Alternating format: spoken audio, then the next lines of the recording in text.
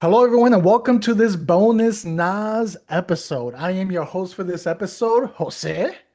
I am your other guy, Jorge. And I am Barry. See, George and I are questioning if this is really our name. Marie sounded more confident that that's her name when she said it.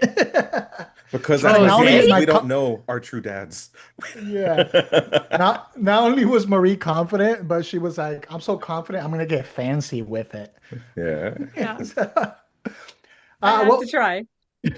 today, for this bonus episode, we are in spooky season. It is October, although for some of us, spooky season is kind of year round. Yeah. But official, technical spooky season just began about a week ago. So we decided, hey, let's do what we love doing. Let's talk some horror movies. But let's not just talk about horror movies right now. We grew up with horror movies. We've been watching horror movies since our past life before we got in the womb into this life. We've been watching horror movies. So we were like, let's start with the 80s and let's kind of go through time until today and just talk about some of our favorites. They might not be the best, they might not be rewatchable now for some people. Who knows what these movies are? There are personal favorites, and we will explain to you why there are favorites and just going to have some casual conversation regarding it.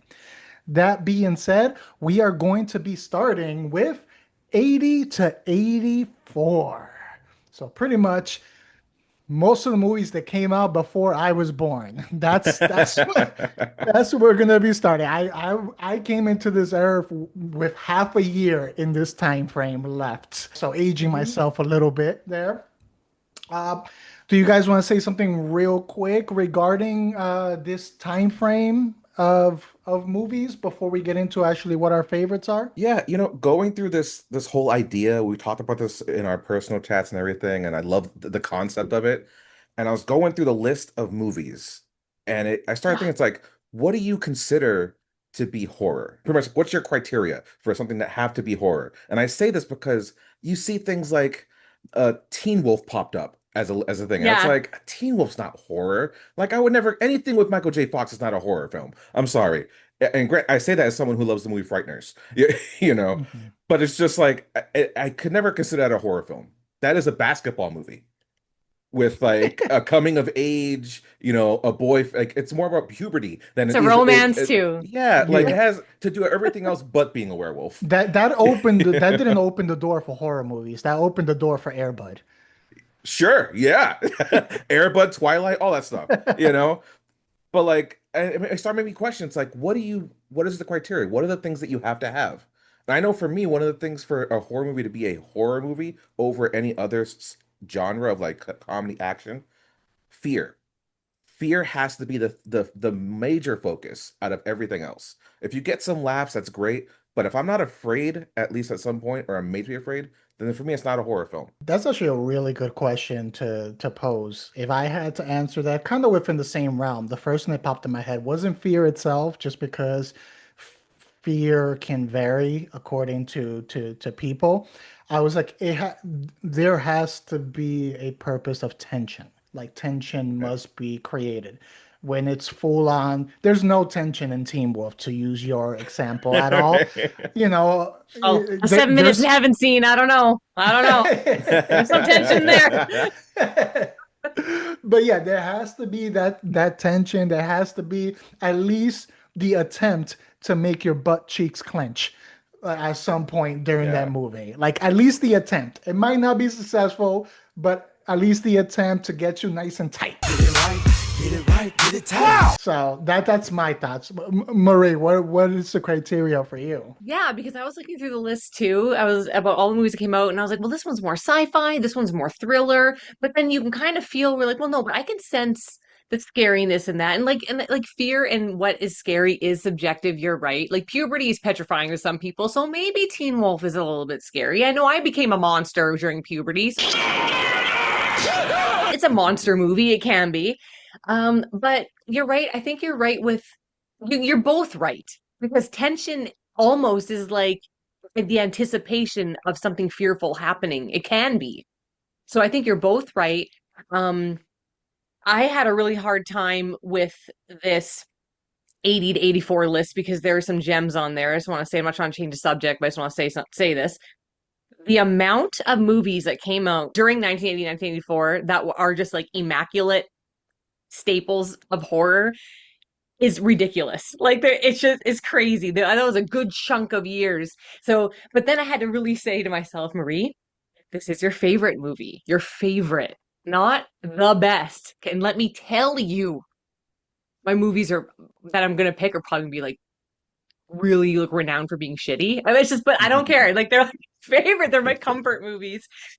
So yeah, that's what I'll say about that. And I want to say also that you said that we grew up and we watched a lot of horror movies when we were kids. I didn't. I was like a little Catholic girl. I wasn't allowed to watch horror movies. I remember I used to watch the movie Ghost when I was a kid. Not appropriate for children anyway, for other reasons. But my mom wouldn't like want me to watch the scene where like the shadow demons come and take Sam Wheat, or not Sam Wheat. Not Sam Wheat. He doesn't go to hell. He goes to The heaven. other guy, Billy Lomez or whatever his name is. Willie. Okay. yeah. And they take him, and she thought that was be too scary for me. So I was very sheltered. I wasn't allowed to watch The Predator. I remember that being on like a no watch list, like really restricted. So I was a little bit late bloomer to horror. And that also plays into, I think, which ones are my favorite. But anyway, that was my long spiel about that. But yes, tension and fear. But I more tension maybe for me because it doesn't take very much to scare me sometimes. Now it does. But in the beginning, it was like if I feel tense, then it's horrific, like horror movie. And I think your background and your late blooming to horror actually leans into the other caveat that I was going to point out when it comes to this. We're talking about fear, we're talking about tension. Besides something like fear, with that being kind of subjective, it also depends when you watched it. Like I know one of the ones that I have on my list here, I saw tension in it watching it as a little kid. I Mm. watch it now, I see no tension in it. So when you Yeah. watched it also matters because what creates tension for you at different ages, different circumstances is definitely going to matter. So now we have all those caveats out of the way and kind of how we're looking at it. And you listening to us, you might view horror as something completely like different than that, and that's fine. That's your horror. That's the great thing about horror is it covers such a large scale, which is why horror will never die. It covers such a large scale that no matter what your horror element is, you're going to find your avenue. And it's not going to be the same for two different people. Now that I got off of that soapbox, we can kind of get into this right here. And segment was my idea, so I'm gonna start it off just because I don't want mine taken. Uh, We know because yours. I think we all know yours. uh, well, I'm gonna pivot a little bit. This actually is not my favorite, but I've talked about my favorite so many times. That's This is not the rules, Jose. no, it's this hey, is one of my favorite. I This broke the Okay. rules too. I get yeah where Jose is going with this, and I'm in the same Yeah. mentality. yeah this I'm not this breaking the is rules. these lists are still some of my favorite. Like if I had to only choose one movie of this time frame, this wouldn't be it, but it's not far behind. I've just talked about my favorites so many times on here, and if you guys have been listening, you know what my favorite is because it's We've my favorite dedicated horror episodes to it. franchise. Yes, yes, Yeah. exactly. In there. So I am going to go with another one of my favorites from this time frame that I actually rewatch at least once every year, and that is The Thing, which came out in 1982 from John Carpenter. And for anyone who hasn't seen it, and if you are watching a horror episode, it's very unlikely that you have not seen this. But just in case, the simple concept is you have a research team in the Arctic base that encounter an alien creature that perfectly mimics, people and animal. So now they're trapped here on this base, not knowing who's human, who's the creature. That's the general concept of it. This is something that over time we've seen kind of reused in different ways. There's even been video games that have come out in computer games where they kind of adopt that concept of like, is that really a person or is that a creature? Is that an alien? All of that. And I think with this movie, it's been one of my favorite growing up. Again, as I mentioned, I still revisit it because it holds up till this day. It's definitely influenced a lot of projects, and I still remember the first time watching it. And on top of the horror elements, it's this you have this like mystery aspect, like Mhm. the characters, you don't know who is what, so you're in the same shoes as the characters in there where they're wondering, who can I trust, who's really a human, who's really an alien.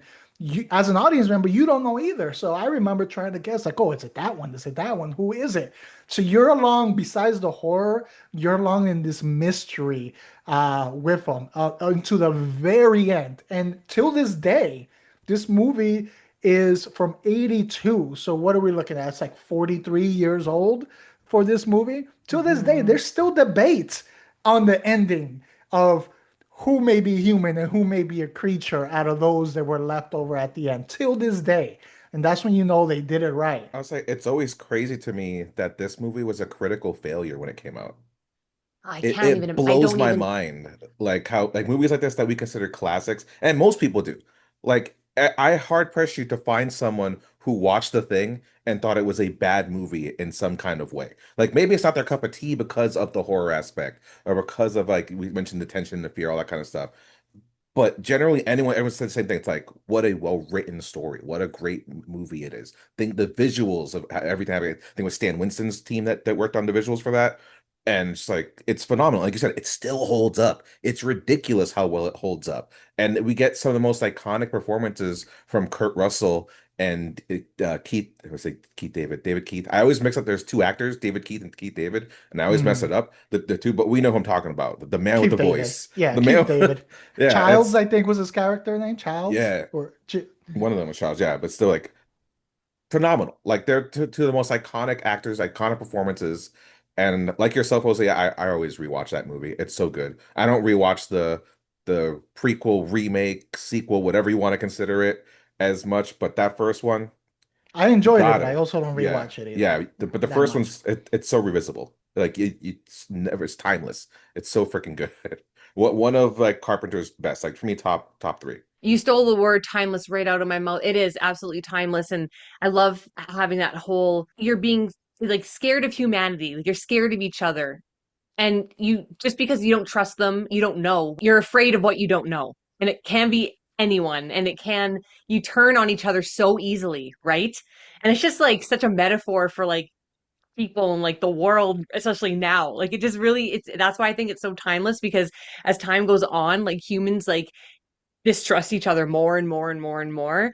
And I just, that's why that movie will never die. The effects are incredible, just absolutely incredible. And I am a sucker for horror movies, all movies in general, but especially horror movies that take place in an isolated area or just a more intimate setting, like taking place in just like one area, not like a big vast, like going to this location, something that's like isolated adds that like claustrophobia, but also the coziness. And I love The Thing. I don't watch it as much because sometimes it's like we have so much winter here. I don't like watching cold stuff. I have to really be in like the mood to watch cold stuff because I'm like, God damn it, we're in for 7 months of this crap. You know what I mean? Like, Yeah. but that's why I think I can like feel that movie so much too sometimes. Or I'm just like, oh man, and it's cold out there and you're stuck and you can't do anything. And it's like you're so cumbersome to like wear all these jackets and you can't do like it just I really feel it. And yeah, the isolation aspect I really love, and the little intimate setting with like this small-ish cast with no outside people coming in. Like it's just like an intimate movie. And I love that. I love stories like that. I love movies shot like that. And it has the Carpenter lighting. Like he's just so good with like the lighting and stuff and the color palettes and everything. And yeah, The Thing, so good. And just to add to some of the things you guys said is that George, you mentioned like the writing in it, and something just that simple that's easy to overlook is for we're avid horror movie watchers, and what's a common thing that's used in a lot of movies? Animals always know. Cat, dog, they know when someone isn't right at all. If they're possessed, if they're a creature, if they're just an asshole. Like the animals know and all that Yeah. stuff. But again, this comes to the writing. This creature is so good at mimicking something when it has time to mimic that even in the scene where they put it in the cage with other dogs, the dogs have no idea until it's too late. That little details like that, where it's like it shows this creature is so good at what it does that even the beacon for all horror movies, which is the animals, can't even warn anybody at that time. And I'm not body horror is not my favorite element when it comes to movies. I don't mind it, it doesn't make me squeamish or anything like that, but I know some people love body horror in these movies. I'm not. And this has, those elements of body horror, and I don't even care because the movie is that good. It's done so well with such a good purpose though. Like it's really purposeful, Yeah. the body horror.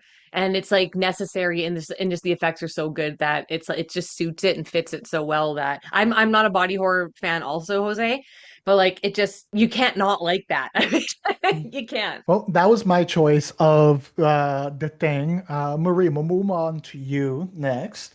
What is your choice, or one of your favorites from the 80 to 84 time frame? Well, I'm picking my favorite just because I'm like, I'm sticking by the rules. I'm going to pick my absolute favorite one, even though there's a couple of them that there's stuff in my room right now you can see in frame that it's like I should pick those as my favorite, but I mean, they are in my top for sure. But I have to go with what is my actual favorite, the one I watch the most, the one that's comforting to me, and I'm going to sound redundant as hell because I've talked about this movie at nauseum, especially with you, George, did a whole episode about this. But I don't care because maybe these people don't know. Maybe these people don't haven't heard those episodes, right? Who are listening. Thank you, listeners, if you're listening to this, by the way. Appreciate you. Um, but I have to go with 1982 Creep Show. I just have to. It's my favorite, and I gotta stay true to myself.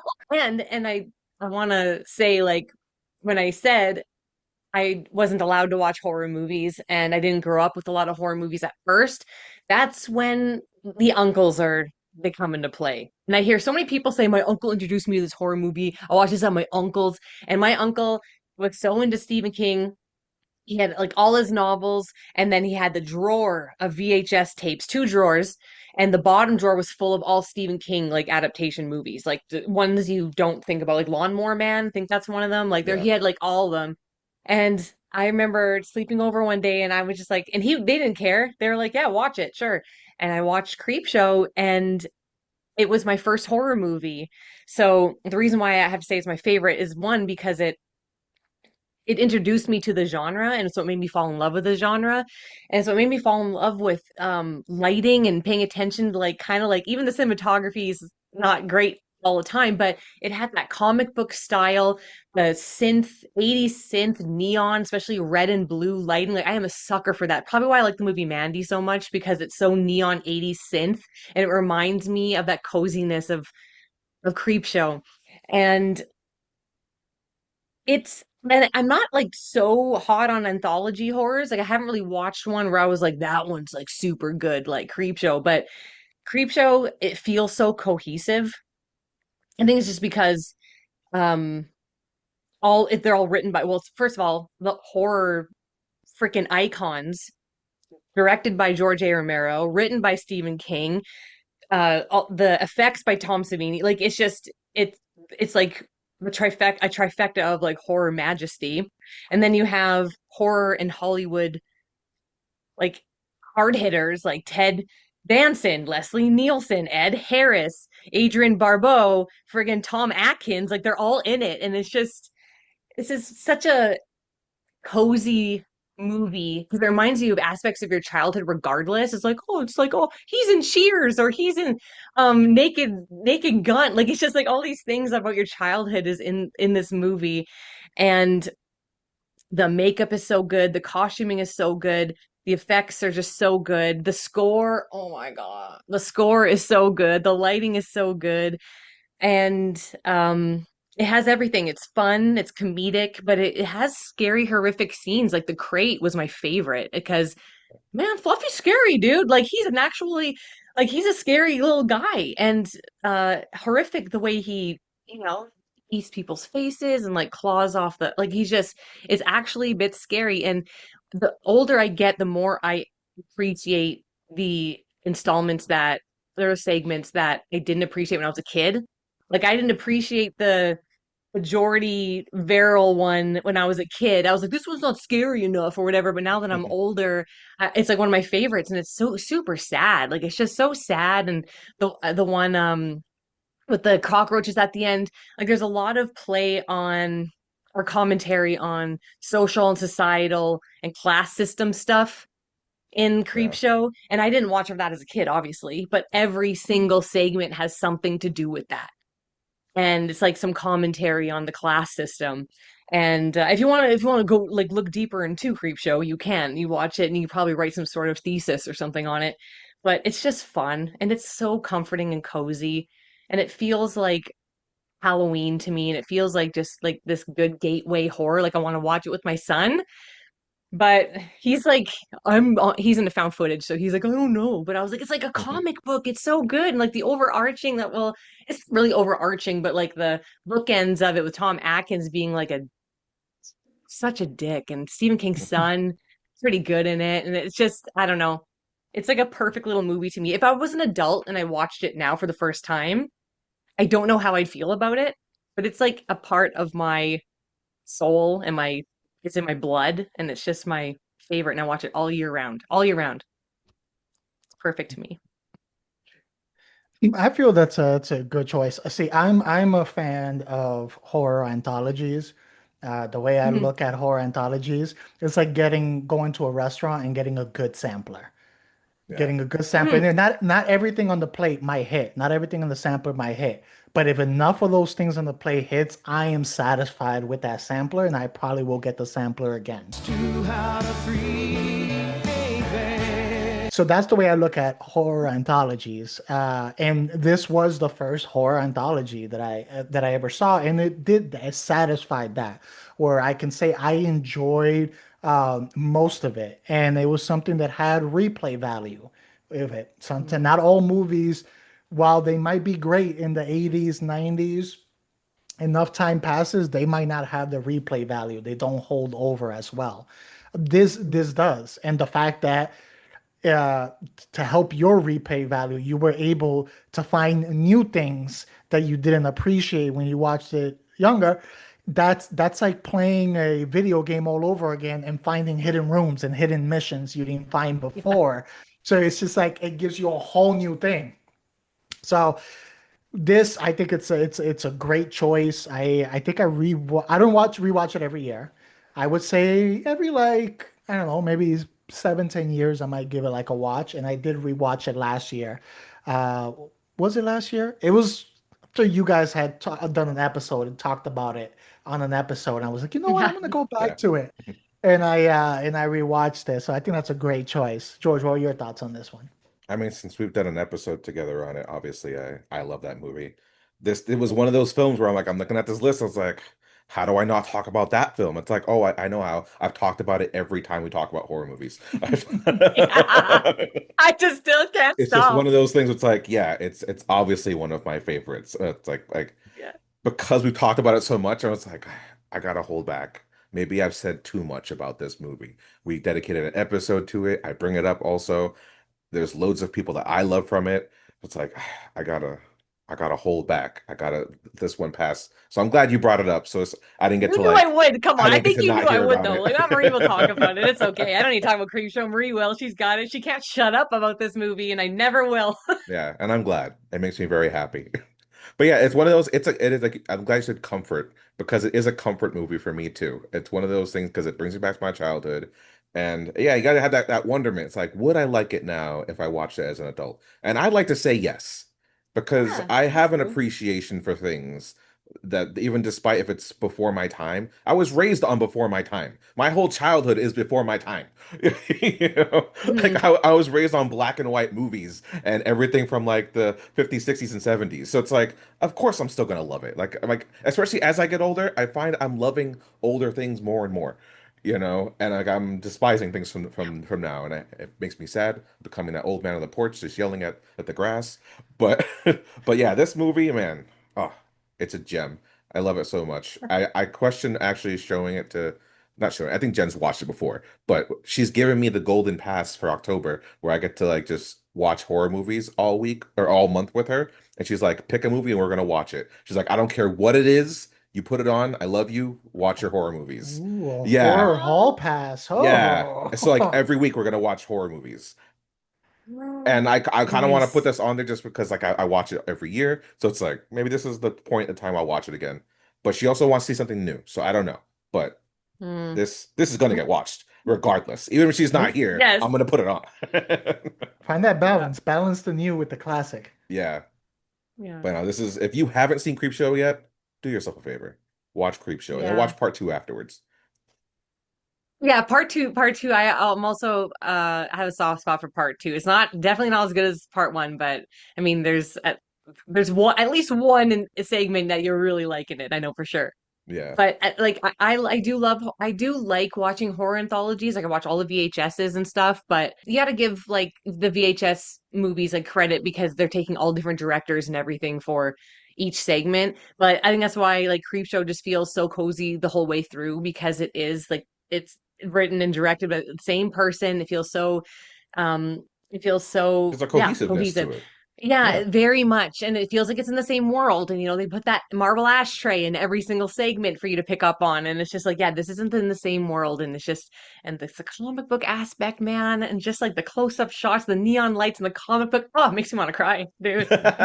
And it's funny Beautiful. that you picked that movie because Jose started us off with The Thing, and when you watch Creepshow, the crate one specifically, the crate references The Thing. It does. It does. We did this on purpose, people. Yeah. Yeah, yeah. We planned it before we came That's and why I talked. went first. Uh, Great setup. Yeah. All right, that's another great choice. George, last but not least, what is your choice for the All right. 80 to 84 time frame?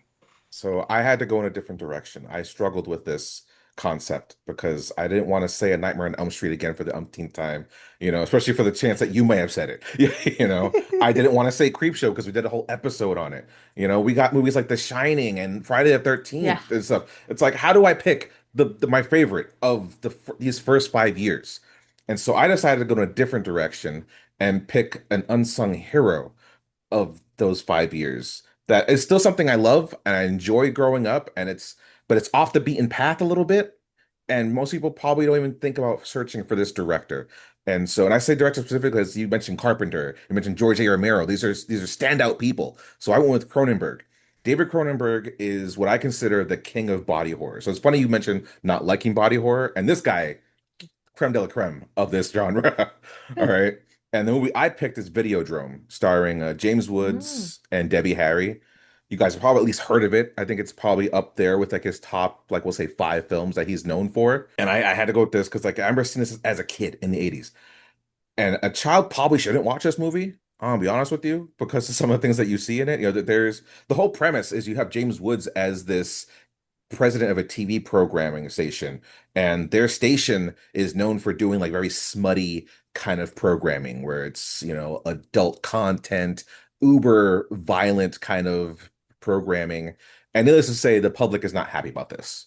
He is edgy and he's looking always for like, what's the next thing?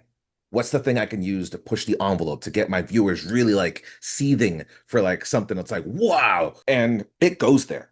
Like there are moments like where you're seeing like full on torture, sexual situations and everything, but he can't find where it's from. He's trying to like get the source. And the thing is called the Videodrome. That is the thing that he is searching for. And as he goes through this adventure of trying to find out where it comes from, and he's watching more of these videos, he's starting to learn more about it and how it's also changing him physically, which is where we get some of our body horror. And it gets to a point where you get to see some amazing effects from Rick Baker. And his torso gets this massive slit down his stomach, which looks very vaginal at times, honestly. And it gestates and it's just like moving and all stuff. Like it's amazing. Like I've watched it again recently, and because that's why it really popped in my head. I was like, this is it. This is the movie I'm talking about. Why am I thinking about this? And just how like visceral it is, and it's like to this day it's still so grotesque. And you left you wondering, it's like, how do they do that? how did they pull off that effect? Like, I know how effects are done, and I still question certain things of like how they pulled off him sticking his hand into the hole of his body and like shoving like a gun inside of it, and then his hand comes out and the gun's gone, and he's just like left mentally like effed up. And it's so freaking dope. It's so freaking cool. I don't know if you can show this to your kid. I'll be honest. There's lots of nudity and violence in it. You might have to wait a little bit. But I think what's cool about Cronenberg stuff is that it's not just body horror. It actually has something to say. Like I think there's an irony to the movie because the movie's messaging is talking about like how television and sexual content and violence affects our brains Yeah. and what it does to us as a society. So it's like the movie's making this content, but at the same time, it's like, hey, you might want to question what you're watching right now, all right? It's not good for you. But like all of his movies are like that. All his movies do have something very deep and prescient to say, while still giving you also the shock factor and that shock value, where something like a human centipede is just there for the shock. His shock has a purpose. Like it actually has a meaning and a story to tell you. And like just, oh man, the visuals in that thing, like right, his hand turns into a gun. Like he's holding the gun, and then you see it start to like transform, and eventually it's just like a skin gun thing, almost like very H.R. Geiger kind of stuff, Lovecraftian, like From Beyond kind of stuff. Oh man, it's just wet. You feel the wetness of it. It's so freaking good. It gets me so excited. Now, granted, some of the thing it may have aged poorly because it's gritty, in the sense of that film grit you get out of it, and some people can't watch that. Like Jen can't watch old film grit. It has to be HD. you know. But besides that, like it feels like the movie to me feels dirty, like because of that grit. Like I get the time of it. I feel like I'm breathing in smog, when it's happening and everything. Like, oh yeah, transporting. So I gotta say, this is actually one that I have not seen. I am aware of it. I know Videodrome, but for the reasons stated with like body horror not being something Yeah, I gravitate towards, I remember watching the trailer and kind of seeing some of that in the trailer, and I was like, maybe this isn't for me. But I have heard other people talking about their enjoyment for it. But it's one I never tried. Never say never. Maybe at some point I will give it a try, but to this point I have not. I have not seen it. But it is good when you can get a horror movie that does use those concepts because in a productive way, because sometimes you get movies that will use body horror and will use sexuality and will use violence for pure shock value. Like, I'm not here to scare you, I'm not here to give you, I'm just here to shock you, so you leave, you're like, oh my god, and that's it. There's no purpose to it. So when you hear a movie is able to take those elements but use it to tell a story with a purpose like behind it, that's always a plus in my opinion. Marie, have you seen this one? What are your thoughts? I also haven't seen it, but I love the sound of the concept of it very much. I think that's a really important message to be shared, especially since now we all have video drones in our pockets. So it's like they were given the warnings back then, and now it's like, yeah, what about now? Like yeah. This now it's was like too far gone. 1983. That's the year Yeah, this came out. So it's like it's still yes. a prescient like a concept. Oh yeah, it's like way now. That's like ahead of its time, but it's like they could see the warning signs already in the 80s, right? Yeah, I'm like Jose, like I'm not a fan of body horror really. You're right, if it serves no purpose. I don't like shock for shock. But when it tells a story and there's a message behind it, then I like it. Like the movie The Substance, I mean, I yeah. love 95% of that movie. The ending got a little too much for me, but the message and everything with that movie and the body horror that until like the very end, I was like, oh damn. Like I loved it because you felt the message that it was trying to portray. So Videodrome, okay. Okay, I'm not a fan of movies with like a lot of sexual, like especially if it's like violent sex stuff. Like I kind of steer away from that. But if it's like not too crazy, then maybe I'll like brave myself and I'll like get prepared and be like, okay, is it that bad? Like how R-wordy is it? Like is it really R-wordy or is it just, a little bit like violence? Like is it really graphic, Well, George? let me, I guess, paint the picture a little bit more better for you, because I think you guys could both watch this and not feel too like, ugh, what did he make me see? Okay. Like, keep in mind it's 1983, so it's Yeah. not as graphic as things can be like nowadays. You know, Perfect. when I say like it's the sexual torture aspect, it's like Debbie Harry getting her ears pierced. It's Oh, or she's burning a okay. cigarette on her chest. Some of the other more gratuitous things can be just So not like like someone, Hellraiser. no, it's not Hellraiser. And it picks and chooses its moments too. So like it's not every scene is this. It's very spaced out. So when it does happen, like I said, it serves a purpose. And at the end of it all, like it leaves you wondering too if it even all really happened. Because the whole thing with the Videodrome is that it's actually messing with the subconscious and making them see hallucinations. So you're left wondering if the things that are even happening to him are real. Okay, love that. Okay, you're selling me on this. And well, really, you sold me on the grit. I love gritty film grain. Like, I love it. I love feeling like I'm in a smoky, hazy fog watching a movie. I love old grain, film grain. So I'm like, oh, I like grittiness. Okay, so Mm. I If it might have to helps for delve into you, the Videodrome. I believe it's supposed to be based in Toronto also, so it's that Canadian feel. So Oh, there's a bit of that. Might have to give it a try and get back to you, Yeah. George. Okay, all yeah, That's my right. goal. My goal is to We bring the film that no one's seen. love it. we here we got to talk about some of our favorites, and a couple of us probably came out with a new movie to watch. I think that's a successful episode. Yeah. So I Mhm. want to thank those of you that joined us for this bonus NAS episode. If you enjoyed this episode and want to catch any of our previous episodes as well as future episodes, please make sure to like, subscribe, and hit the notification button down below if you want to be alerted to when we drop future episodes. Remember, we're going to be covering late 80s, early 90s, late 90s, all the way up until this year or the last like 5 years. So if you want to be part of that, you want to see what movies we are covering, hit that notification button. You can also find our show on YouTube, Spotify, Apple, wherever podcasts are found. And if you love our amazing personalities, want recommendations for movies that we're talking about, or you just want to hate watch us, you can find us at Not a Strong Start on all major social media platforms. Me, myself, Jose, you can find me on Instagram at This Is Mi Nombre. You can follow me at Nicolopolis. You can follow me at Marie Plays It All. And as always, we might not always have a strong start, but we guarantee to sometimes, maybe, possibly have a strong finish. So until next time, make sure you join us for 85 to 89.